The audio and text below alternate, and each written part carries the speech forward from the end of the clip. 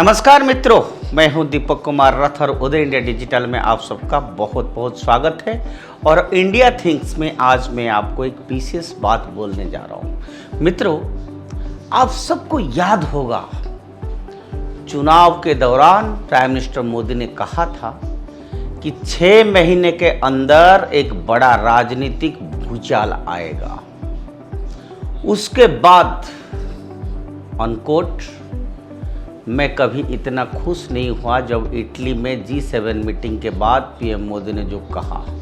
इन बातों के बीच क्या रिश्ता आप जानते हैं? क्या आपको ये रिश्वत कांड याद है जो फरवरी 2013 में इटली में उजागर हुआ था और जिसने भारत में भी राजनीतिक भूचाल ला दिया था? आपको याद ही होगा। चलो मैं आपको आज याद दिलाता हूं फिर से वो क्या कांड था। मित्रों, वो है अगस्टा वेस्टलैंड घोटाला। वही हाई प्रोफाइल घोटाला, वही हाई एंड वीवीआईपी चपर और हेलीकॉप्टर जो यूपीए खरीदने वाले थी, क्योंकि राजमाता सोनिया गांधी नियमित चप्पर में यातना करने से मानो कि वो उब गई थी। उसकी गड़े मुर्दे फिर से राज परिवार को सताने उठे खड़े हुए हैं। ये वापस फिर से आ जाया है।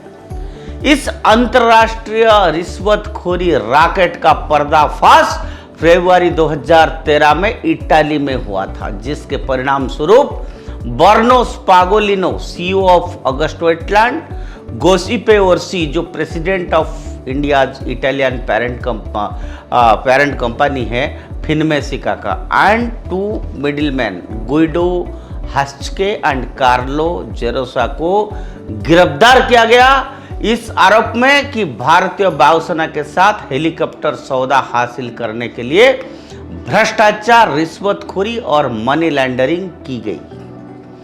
यह साफ साबित हुआ कि भारत के प्रमुख राजनेताओं और बिचौलियों के इस घोटाले में 600 प्लस करोड़ रुपया की रिश्वत ली गई थी। मित्रों, अब आप बताइए, एक नॉर्मल जुडिशियल प्रोसेस क्या है?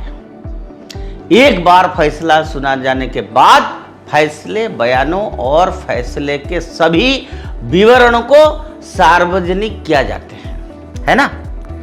लेकिन इस मामले में इटालियन सरकार द्वारा कोई भी विवरण सार्वजनिक नहीं किया गया था, पब्लिक नहीं किया गया था।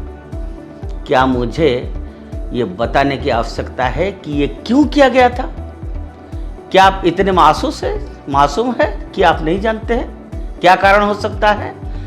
जाहिर है, भारत में उस समय यूपीए की सरकार के दबाव में यह सारा कांड हुआ और आरोपियों के पूरे बयान, अपील का पूरा पाठ और अदालत का अंतिम फैसला क्लासिफाइड घोषित कर दिए गए थे, क्योंकि यह भारत की राजनीतिक और नौकरशाही प्रतिष्ठान में भूचाल ला सकता था। सीधे राजमाता और युवराज को कटघरे में खड़ा कर सकता था। इन क्लासिफाइड दस्तावेजों से पैसे के पूरी मनी ट्रेल को एस्टैब्लिश किया जा सकता था और रिश्वत लेने वालों के नाम भी मिल सकते थे। मित्रों, 2018 में भारत के हेलीकॉप्टर डील में बिचौलिया क्रिस्टियन माइकेल को दुबई से उसके साथी राजीव सक्सेना के साथ एक्स्ट्राडाइट करवाया। सीबीआई ने इस घोटाले में former air chief marshal SP Tyagi और उनकी चचेरा भाई संजीव त्यागी को भी गिरफ्तार किया। लेकिन माइकेल नाम लेने से इनकार कर रहा था और इटली में दस्तावेजों में छुपे पुख्ता सबूत कोट अनकोट के बिना मामले आगे नहीं बढ़ सकता था। ये एक टेक्निकल कारण था, ये एक बड़ा गतिरोध था, लेकिन अब और नहीं। मीडिया रिपोर्ट के अनुसार आपने पढ़े होंगे, प्रधानमंत्री नरेंद्र मोदी जब अभी इटली गए थे तो इटली ने अगस्टा वेस्टलैंड रिश्वत घोटाले के अपने न्यायालय के विस्तृत निर्णय और संबंधित दस्तावेजों को साझा किया है, जिससे अब भारत में भ्रष्ट हाई प्रोफाइल राजनेताओं और बिचौलियों को पकड़ा जा सकता है। तो खुशी मिली। अब इतने में ही इतना नहीं है, अभी और रुकिए, और भी बहुत कुछ सामने आने वाला है।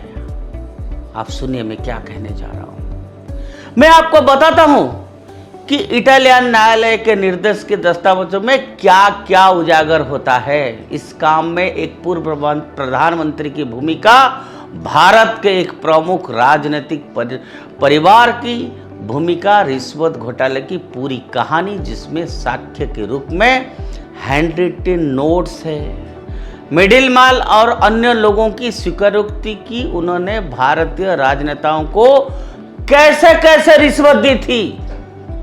भारत में एक प्रमुख राजनीतिक दल की महासचिव के खिलाफ सबूत, भारत के तत्कालीन एनएसए के खिलाफ सबूत, भारत के एक बड़े राजनेता और एक राजनीतिक परिवार के मुखिया का नाम इटालियन अदालत के फैसला के पेज नंबर 193 और 204 पर 4 बार और 2 बार उल्लेख किया गया है। मित्रों, सीबीआई और ईडी द्वारा जांच के दौरान क्रिश्चियन माइकल की डायरी बरामद की गई थी, जिसमें एपी और एफएम कोड नेम थे, जो अहमद पटेल और भारत के शाही परिवार की ओर इशारा करते हैं। लेकिन ऐसे व्याख्याएं कानून की अदालत में टिक नहीं सकती। तो सवाल यह है कि क्या इटालियन अदालत में दर्ज सबूत भारत के कानून की कसौटी पर खरे उतरेंगे? इसका जवाब है हाँ, वे 100% टिकेंगे। दस्तावेजों के अनुसार अगस्ट वेस्टलैंड द्वारा नियुक्त दोषी मिडिलमैन में से एक गाइड हस्के ने भारत के बड़े राजनेताओं, पदाधिकारियों और नौकरशाहियों को पहचान की है जिन्होंने रिश्वत ली थी, जब उसका तस्वीर इटालिया में प्रोसिक्यूटर्स द्वारा उन्होंने दिखाई गई। इसीलिए अब यह सिर्फ कहानी नहीं है, बल्कि फोटो पहचान के साथ ठोस सबूत है।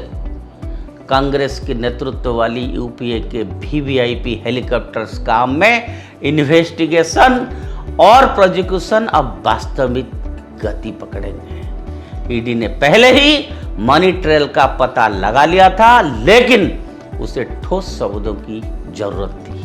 अब यह भी हो गया है। राजमाता के लिए पर्दा हमेशा के लिए गिरने वाला है। मुझे लगता है वो भी यह जानते हैं, और यही कारण है सुप्रिया श्रीनेट पूछ रही थी मोदी इटाली में क्यों है, मोदी इटाली में क्यों है, क्यों पूछ रहे थे भाई? कांग्रेस इतनी हाय तौबा मचा रही है, जबकि ये तो सबको मालूम है ना कि G7 का न्योता चुनाव से पहले ही प्रधानमंत्री को मिल चुका था। अगर राहुल गांधी भी प्रधानमंत्री होते तो वो भी जाते। ये एक नॉर्मल प्रोटोकॉल है। लेकिन छाती पीट पीट कर कांग्रेस क्या साबित कर रहा है, ये सब आप सबको बहुत जल्दी पता लग जाएगा।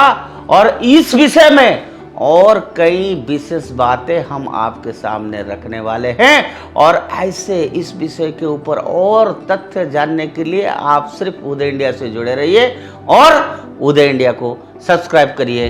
भारत माता की जय।